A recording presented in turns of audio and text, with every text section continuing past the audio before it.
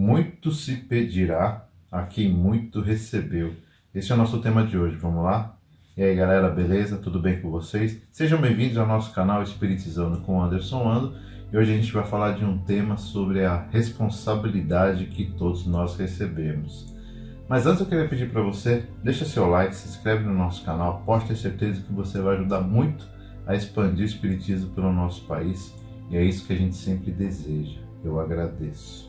Se você assistiu ao filme Homem-Aranha, tem uma frase muito interessante no filme que é: com grandes poderes vem grandes responsabilidades. Essa é uma frase muito interessante quando a gente traz para a vida. Não só para o lado espiritual, mas para a vida.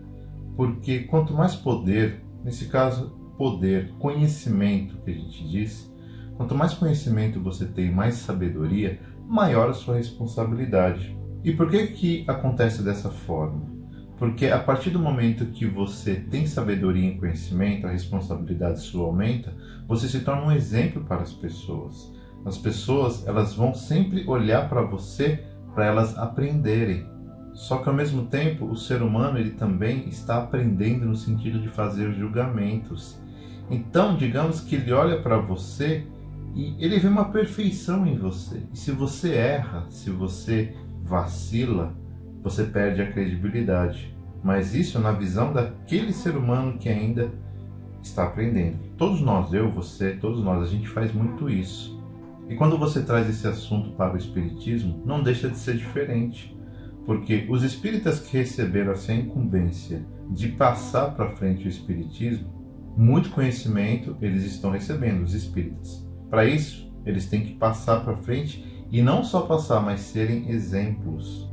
No Evangelho segundo o Espiritismo, Allan Kardec ele aborda sobre esse assunto no capítulo 18, ali no item 10 a 12, quando ele fala lá, no título, muitos os chamados e poucos os escolhidos. E ele fala assim: o primeiro pensamento a todo espírita sincero deve ser de procurar nos conselhos dados pelos espíritos alguma coisa que lhe diga a respeito. Por quê? Porque a gente tem o orgulho, a gente pensa que as coisas nunca são para nós, mas a gente acha que nós somos apenas um intermediador. Não, o Espírito passou para mim, eu vou passar para alguém, porque não é para mim, é sempre para alguém.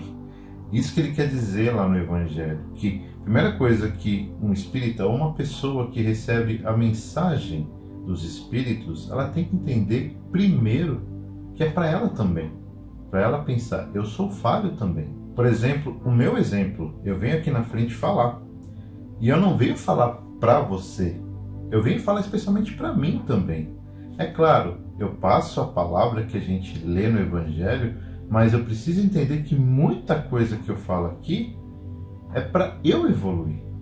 Tanto é que ele continua falando uma coisa interessante. Em vez de tomarem para eles as lições que escrevem, ou as lições que vêm os espíritos escrevendo, sua única preocupação é de aplicá-las a outras pessoas. Essas informações que as pessoas recebem, os espíritas recebem, eles pensam, a gente pensa no caso, bom, eu recebi isso, eu recebi essa informação, estou aprendendo isso, então eu vou passar para as pessoas que precisam, porque eu não preciso, eu já aprendi tudo.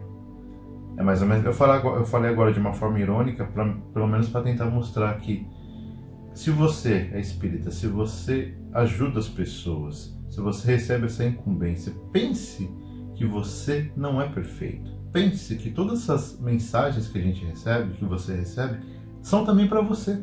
E aí ele fala também, aos espíritos, portanto, muito será pedido, porque muito eles receberam. Mas também aos que souberem aproveitar os ensinamentos, muito lhes será dado. A gente vê, por exemplo, Chico Xavier, que é um ser de luz magnífico.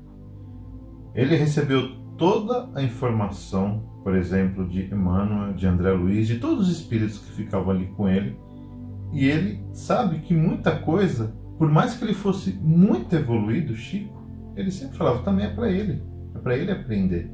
Olha a humildade de Chico, que era um ser de luz extrema. Ele mesmo tinha a humildade de reconhecer que as informações também eram para ele, não só para passar para frente. Mas é como eu disse lá atrás, as pessoas são imperfeitas. todos nós somos imperfeitos. Por mais que a gente tente passar uma palavra de conforto, a gente também erra. A gente vai errar muito. E não é porque a gente erra e você recebe uma palavra, por exemplo, minha, e eu errei, significa que tudo que você conseguiu aprender vai por água abaixo. É nesse sentido que a gente também não pode julgar as pessoas que são muito conhecidas no mundo religioso, e essas pessoas, por vezes, elas cometem uma pequena falha, ou uma falha que seja, e tudo que a gente aprende com essa pessoa, a gente não quer mais saber dela.